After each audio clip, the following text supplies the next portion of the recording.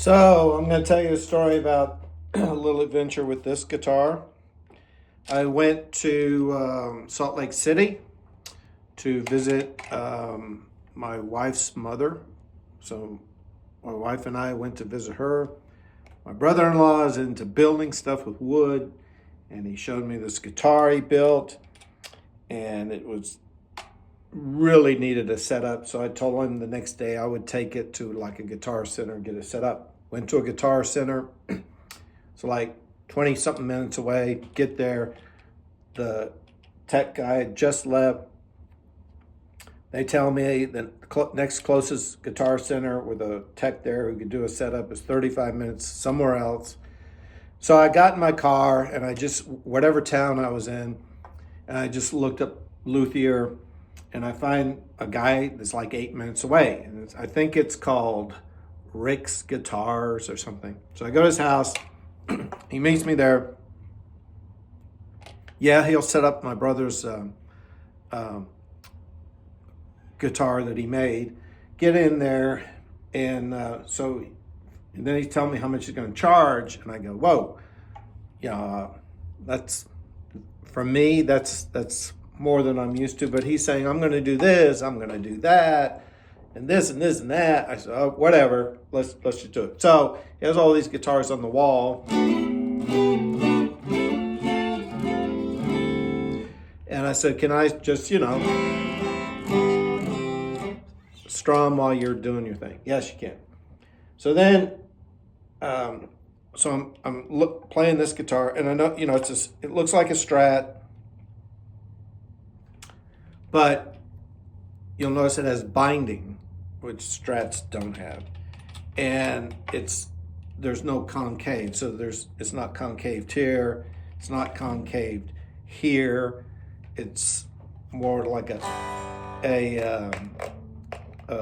telly. So I'm just strumming.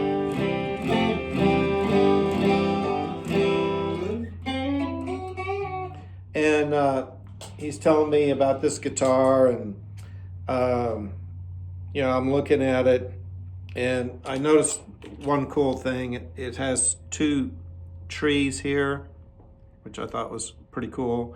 These are locking tuners. I don't know where they're from or what brand they are. He had this strap lock thing, which is kind of obsolete because now straps come with locks, so whatever. There's nothing on it that tells me where it's from. It's heavy. But he told me that apparently, I guess he bought the body, he bought the neck, slapped it together. He says he added all the tuners and everything. He added all the pickups and stuff. Is that true? I have no idea.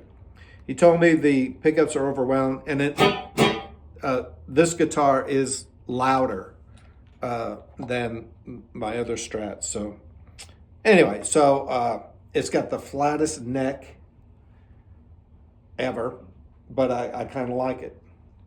There's no curvature to it. So I'm playing.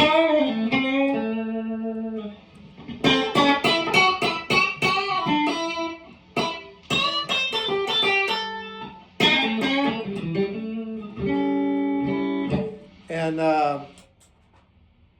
he starts talking about it's for sale and stuff. And anyway, by the time it's all said and done, I have bought this guitar that has his name on it, Rick's.